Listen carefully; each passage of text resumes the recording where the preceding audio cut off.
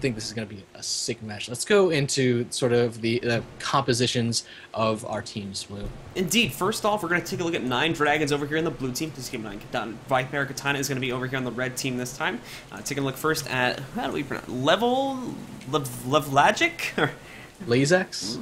Or Levelagic. Yeah, I'm going for the bottom of the top.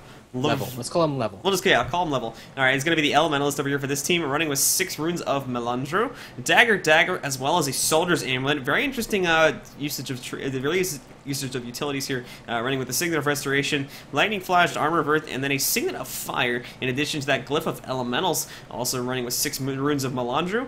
The traits themselves are going to be 0-20, 0-20, 30. That's a pretty cool builder. The Signet of Fire sort of tips me off a little bit, so we're going to see how that plays out there in regards to his condition damage. Looking now at Yumi Assassin here, the Guardian, the Dancing Guardian here, running with 6 runes of the Soldier, a Greatsword, as well as Scepter Focus, in addition to the Soldier's Amulet. Somewhat of a popular choice for Guardians now. Running with 10 points into Zeal for Fiery Wrath, 25 points in Valor in order to get that Mind of the Protector, in addition to Retributive Armor and Strength in numbers, 30 points in Honor for Battle Presence, and then 5 points into Virtues in order to get Inspired Virtues, which will allow your Virtues to buff teammates. Moving on to Darkfang now, a second Guardian for this team. Let's open up and see. Oh, he's in a bit of a weird position there, so we can zoom out. There we go. Running with 2 runes of the Monk, 3 runes of Water, and 2 runes of Melandro. Interesting there. So he's definitely going for a bit of sort of combination boon duration, healing, as well as negative condition duration. Running as well with the Soldier's Amulet, a Greatsword, in addition to a Mace Shield, and the traits 0, 0, 30, 30, 10. So this is somewhat of a selfish bunkery build, based on just the traits I'm seeing. But I don't know. What do you think of the meditations, though? Because is that something we would normally see from a build like this? I think or? This is actually more closer to sort of a DPS kind of build rather than a straight up bunker build. And the meditations are just going to allow you to stay in that fight longer. It's all about converting your conditions into boons. It's all about clearing your conditions and just staying alive, because that is totally the meta. But we're looking sort of interesting because the opposing team doesn't have the necro power, the condition power that this will be actually benefiting him enough to be worth running, you know? Mm-hmm. So now moving on to Bazoy Jr. here, the Necromancer. Let's see what he's got. Running with 2 Wells in addition to that Signet of the Locust. Running as well with the Summon Flesh Golem and the Consume conditions for his heal. 5 runes of the Nightmare, and the 6th rune is going to be actually with 2 runes of Lissa. And then as well as going to be running with Scepter Warhorn. Scepter Warhorn is sort of a popular choice today. And this is Sean. This is totally Android's work here. This is the guy who wants to push for Warhorn and everything. Yeah. And I think I'm hoping that it's his sort of power. Oh, we're actually going to start yeah, we're soon. going to start here. We're going to run. Yeah, we're going to run pretty quickly here. Anyway, the rest of the build is going to be 30-30-10. Also taking that Doomfire. The Lazy Axe Hero is going to be running with the usual Shadow build, so a lot of damage going to be coming out there. Over on the red team, Raceling going to be running with, oh my goodness, turrets there. What? Well, we should have went with the red team, but anyway, we're getting started here, so let's take a look at the splits. Elixir Gun is important. Rifle Turret and Rocket Turret. TW Nami. Triple cantrip build. It seems to be Ood is running a triple shout build in the Guardian. Handsome Man is doing the Jumper Thief build, except he's got a short bow for mobility, and Holy Song seems to be running spirits and traps here. Mm-hmm. Anyway, let's go to the map, see what's going on here, see the sort of rotations. We're seeing red descend upon the clock tower and actually also go for blue Shreb, realizing that Darkfang is here. Nami is here to try and deal with it. Of course, Vampire Katana is going to be doing so much damage here. They've got this Ellie on the Treb, but what's more important is that the Treb is not being able to be in use. Bowsy Jr. is actually downed on the point. There's a stomp from what looks to be Handsome Man. Lazax is here as well to do damage and try to get this point for his team, but he seems to be almost alone here. No, he's got Yumi Assassin there to help.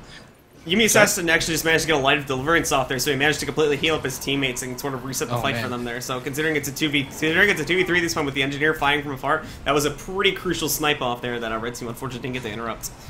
Absolutely. You know, using those Tome of Courage skills is, you don't get to use them very often, so being very precise with them is something that's kind of hard to do from a Guardian standpoint. Meanwhile, so we've got a lot of blue here, getting that kind of second wind in this fight on this midpoint.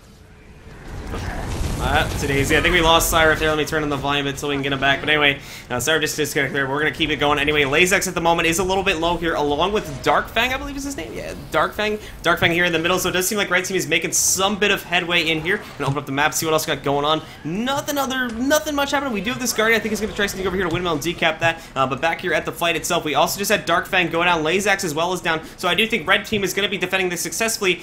In the meantime, the Guardian over here, let's take a look at his point of view. Yummy Assassin. I think Cyrus calling me back here, guys, so let me get him back in here. Hello, Cyrus. Hey, sorry, there we go. I'm a noob. I did a very noobish thing, but I'm back. So let's just totally ignore what happened and continue on. It's 115 points for the red team, and they've got 2 points. And blue team is up here trying to keep their home point here, but Handsome Man's not going to have any of that blue. Indeed, they are not. Sorry, yeah, putting up this map now. Let's see what else we got going on over here. We got some members of the blue team trying to delegate themselves over here to Clock Tower, but the important thing to note once more is they're having their Guardian taking the tread, which is something you don't see every day there. In addition to that, this is something that they're doing, in my opinion, is a little bit wrong. They are, again, sort of not really grouped up heading into this fight. They have managed to keep a lot of themselves alive. However, level here has already gone down. TW Nami, rather, is about to knock him out here, so that is unfortunately going to get him out. Oops, I think he's having some lag. She's trying to stomp him there. Yeah, and he keeps saying, there we go, the finisher is totally far away from his body at my speed, at least. Yeah. But it looks like Blue has managed to decap with Yumi over here, bunkering finally on that windmill again. Sending your bunker Guardian to deal with the enemy trebuchet is not exactly the most optimal thing you can do. Of course, they don't do as much damage as, let's say, a Thief or a Mesber even to that trebuchet, but he's going to be taking on 2 opponents here as Nami and Raceline try and deal with them.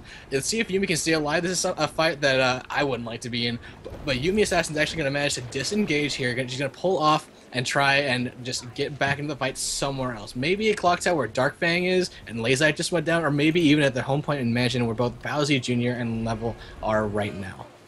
Taking a look now at the Clock Tower. This fight is actually still in full swing. We have 2 members of the red team currently trying to take down Darkfang, which they just successfully. However, Darkfang held on for a pretty long time here. He's going to go down. And again, this is a bit irksome to me. They are going to have their Guardian come in here, but unfortunately, he's not going to last long, and he's going to go down in a second here. Actually, oh my goodness, he actually just died to fall damage, I believe. Oh no, actually no, he managed to keep. Oh yeah, no, he actually stayed alive there. I just misread the text on the on the UI. That's my bad. But anyway, here taking a look at it, Yumi Assassin about to go down here, so he's going to be knocked out. And other than that, it's still pretty calm on the battlefield. Regardless, other than that, and of course, Blue does not have a point here.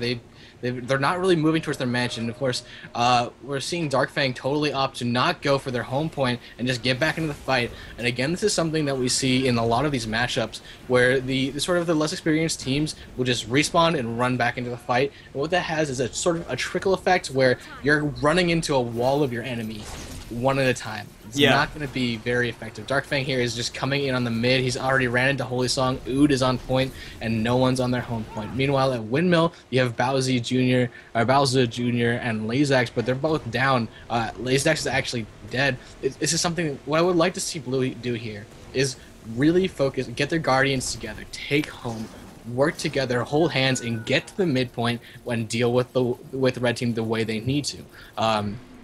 And what's interesting is that blue team has on paper, the better composition here. They've got a Necro. Red team can't do much damage compared to the conditions that Necro can put out. Okay? Yeah, indeed. Taking a look at it here, they actually just double stomped Darkfang there.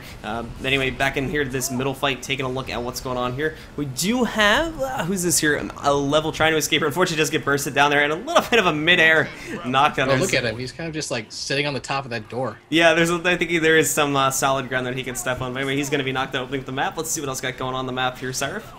Yeah, Mansion is actually finally retaken by the blue team by 9 dragons here. But I mean, let's look at the scoreboard here. It's 334 to 62 with 2 points in the favor of Vampire Katana. If we look at the map and look at sort of the rotations of where people are going, we're seeing one of the Guardians at the blue point heading in towards the windmill, and everything is just scattered. And really not together. They need to talk. They need to coordinate, and they need to just get their heads into this game together as one unit. Because that's when a team functions as the best, as a single unit. That's the entire point of being a team in the first place.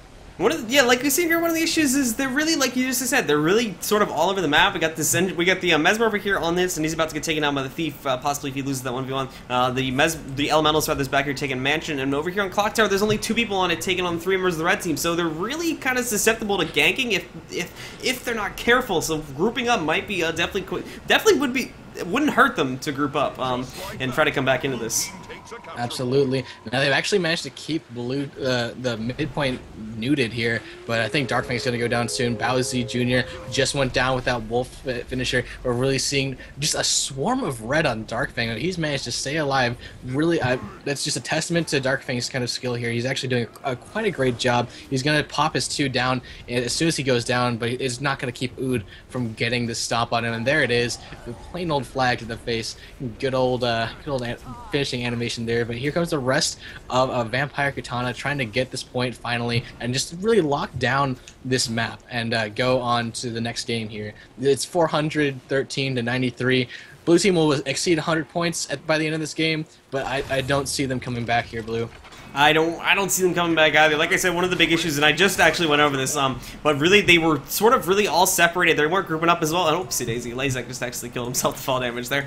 But anyway, taking a look at it here, one of the quintessential things that, like I was just going into, they're really scattered at the moment. They are sort of grouped up here now, trying to fend the enemies away from their trap, or possibly just trying to kill them, even though their trap has died. If they were to group up a little bit better and possibly go in full force these points, they could definitely make a larger impact. They have the builds, they have all that. It's just at this point, it's just grouping up as a team, getting your synergy going, and executing it properly in the team fights. Absolutely. It's all about that synergy, all about the communication. We're seeing Mansion being taken by Holy Song over here from Vampire Katana, and most of ND is on the midpoint. They are finally getting into that team fight. There's Yumi pulling out that TOC, popping off all of those skills. The entire point of bringing that skill is to be in the team fight, and when she was running around on her own, it's not going to help her at all. She would be better off with renewed focus, you know. Yeah, and I mean we saw we actually sorry to interrupt. We actually saw it there at the beginning. She completely reset the team fight for her allies when she did it there at the beginning and really saved them. They almost managed to get that because of that, but again, because of the numbers, they didn't. But Yumi's skills could really help out here. Red team, I think, is a little bit ignorant of the fact that Yumi is running Tome of Courage here. So if she's able to properly utilize that and the blue team fully goes on at this point, I think they could definitely hold this point as a staging ground and move on to other points from there as well. Absolutely. Now, another thing that Nine Dragons really needs to work on is their map awareness.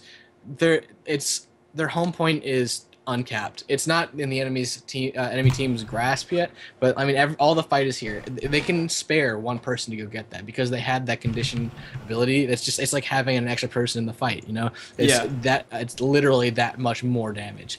So, red team, Vampire Katana. Takes game 1. We're moving on to Force of Niflhel for game 2, Blue.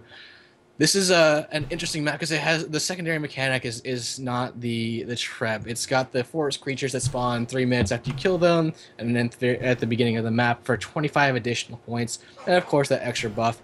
How can Blue switch up their strategy so beyond the very obvious communication issues? What is one thing they can do to take advantage of the fact that the red team doesn't really have the condition power of the Necro? They have a really interesting comp that just doesn't seem to do as much damage as a normal comp would. Well, and I think in general they could benefit a little bit from this map, like we were just discussing the map mechanics. If they're able to, and again, the comp is making this a little tough for them because they don't have a thief or another fast mover. They do have level. He's not.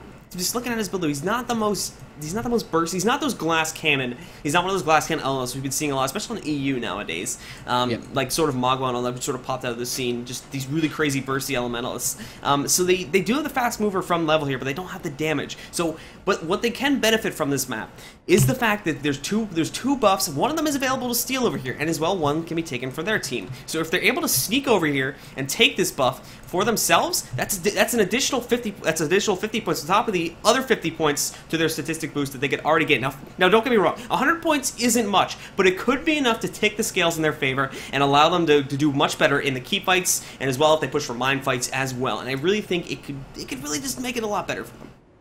Absolutely. You know, we should go over the red team's builds. They are missing a man, but we missed it last time. Let's not do that. Let's go with Holy Song X Blue. Show us what he's got. Alright, so Holy Song X here is going to be running with 2 spirits. In addition to that Signet of Renewal to counter a little bit of Connie damage that could be coming out from Necromancer, which is completely plausible. Running over here with Troll Unguent, in addition to the Spirit of Nature, his weapon set is going to be Shortbow as well as Sword Torch. In addition to that Shaman's Amulet that he's running there for a bit of defensiveness. The traits themselves he's going to be running here is 10 points into Marksmanship in order to get Keen Edge, 30 points into Wilderness Survival so we can get Empathetic Bond, which is only going to increase his condition counter that much more, and then 30 points in Age Magic, obviously all that boosting the spirit potential as well. Moving on now to Handsome Man here. It's a pretty nice name there. The Thief, running with 6 runes of Lissa, the Sword Dagger, as well as that Short Bow. Now keep in mind he's not running double Sword Dagger, which is something a lot of thieves are doing, so he's not going to have as much upkeep on the 3 spam that a lot of other thieves are doing nowadays. Berserker's Amulet over here, but encountering a little bit what I just said there with it. Shortbow is an amazing utility weapon, in addition to the amount of AoE damage it can throw out is pretty good too, in my opinion. So in all honesty, I kind of preferred the little bit of Thief I played, I kind of preferred the Shortbow. So we'll see how that plays out. The build, however, is the usual Sword Dagger build, so it's a lot of condition, or a lot of boon cleave, as well as just really a lot of annoyance because of the fact of how hard he is to catch, and it's a pretty decent amount of damage as well. 10 points into Deadly Arts, 30 points into Critical Strikes for Executioner, and 30 points into Acrobatics for Quick Pockets. Moving on now to TW Nami with a, oops, daisy, 6 runes of the Hullbreak Staff, but that's just for pregame buffing, as well as the Soldier's Amulet here. The traits are going to be, and I think that could be wrong, that it might not be for pregame buffing, running with 20 into Fire Magic here, 10 points into Air Magic, 10 points into Water Magic, and 30 points into Arcana. Now, Cyrus, do you know much about Elementalist to comment on this build? Because this is something that it's a little bit out of my reach here. Yeah, I think it's totally over my head too. I have no idea what's going on here. This to me kind of looks like I have no idea. I don't want to say anything that's totally wrong either. So I mean, let's write this down. Let's get this build. Let's get this guy on L to play. But let's move on to Ood. Yeah. Taking a look here at Ood, let's see what he's got under the hood here. 6 runes of the Soldier. In addition to that, we're going to move a little bit quicker here now with the Scepter Shield in addition to the Staff, the Cleric's Amulet. The traits themselves are going to be 0, 0, 10, 30, 30, so it is going to be that tanky build, able to soak in all that damage, just be the general eater of damage, to say it in the most brutal way I can. The triple shot is all to Connie conditions. Then last but not least, we have Really over here on Engineer, running with Grenade Kit in addition to Flamethrower and that Elixir S. And really, we're not going to come on for that because, Sarah, we got a pretty interesting opener here for the red team. Absolutely, it's the stealth opener, and the red team's going to be invading on the blue team's point here with 2 people going up to henge.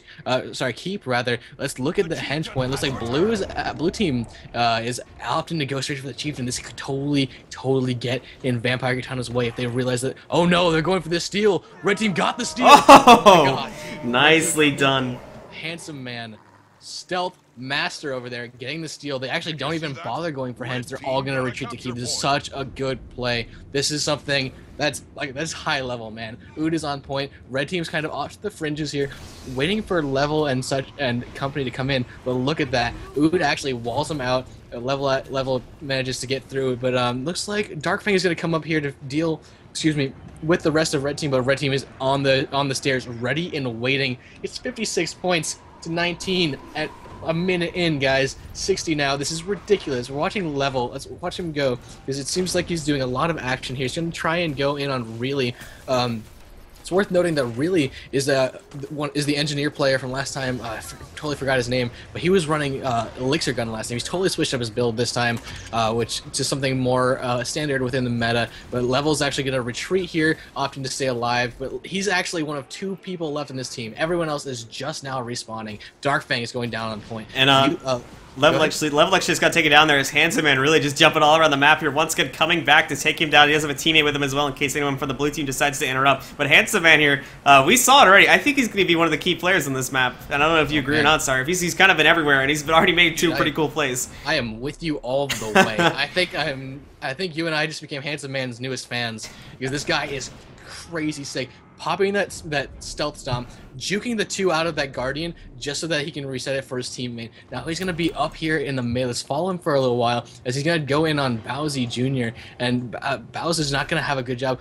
Wow, actually Red Team managed to steal spawn here from blue again, so that's even more points adding to this lead. It's 186 to 60 right now, and Handsome Man is literally everywhere. Not even figuratively blue, literally everywhere. Ood is on point in the mid. We're going to see a little bit of blue aggression in terms of level, trying to to get up on that point, but most of blue is over here facing red outside of Swanier's the home point here, and Bowser's getting stopped by Nami.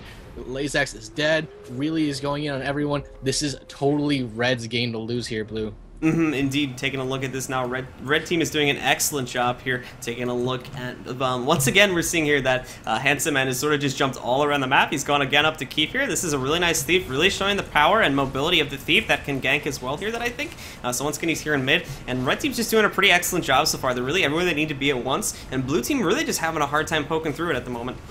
Absolutely. It looks like Holy Song X is going in for a far cap here on Henge, and I think he's actually unopposed. The Necro from the blue team opting to go up to Keep and go away from the home point. This is going to be a 3 cap for the red team. They can end this game extremely fast if they choose to stay keeping this pressure on the blue team here. Looks like Ood is going to be trying to stomp Darkfang and deal with Lazax immediately after that. Yes, gets the stomp. Lazax is going to have a hard time. The Chieftain is now back, and actually, red team didn't manage to get Henge, but it looks like Holy Song just opted to decide to walk back to Keep and help with the team fight here, because there's actually 3 members. Used to be about 2 members. Actually, it's still Darkfang and the other player that I can't find. All right. Anyway. Actually, want to jump over here to where Handsome Man just managed to escape a bit of a 2v1 there. So that was another nice play he did over there. Back over here at the Henge, though, we do have blue team retaking that, so they're gonna start taking points themselves once again. Over here at Keep as well, I just wanted to attribute Lazax was actually doing a pretty nice job holding off against the Guardian there, but he did still go down as reinforcements came in there for the red team. So don't get me wrong, blue team does seem to have some pretty nice players on it. Just right now, it just seems that possibly because they're either a new team or maybe because they're suffering from the lag, but just seems that they're just having a little bit of trouble taking on red team right now. And we're also going to see Level going in with Darkfang to try and deal with Udaheim, but I'm not sure how effective this will be because there's actually Handsome Man over here with Nami. Let's go with Handsome Man, see if he can get the steal off. He might just. He's going to go in. Blue team is not really trying to. Oh, he actually gets warded in. Ports over to the Chieftain. And there he goes. Gets it. That's steal, man. They're going to get it. The point gap is ridiculous. Blue team actually hasn't even managed to break 100 points No. yet. It's 400 right now for the red team. For Vampire Katana, the synergy is ridiculous. The communication is on point, and everyone is exactly where they need to be. Although red, we're seeing Ood kind of getting off point here. He might be aggressed by Level. We're seeing blue team kind of group up, which is what they need to do. They're pushing red back up to Keep, and that's exactly what I would like to see.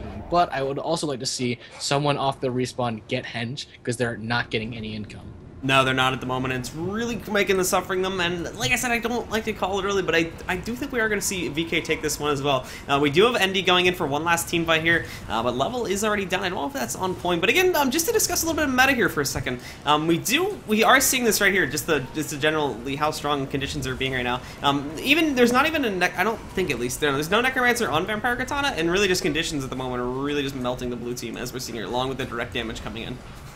So what is that coming from? Oh, yeah. What is that? That's a Thief and the Engineer, right? It's going to be a combination. The Thief is really, based on his build, is not really going to be outputting a lot of conditions, so it's going to be coming in. I don't think it's going to be. I think it's really coming from the Engineer, in all honesty. Possibly the Elementalist might be throwing in a little bit of it. He's running, I think, Dagger.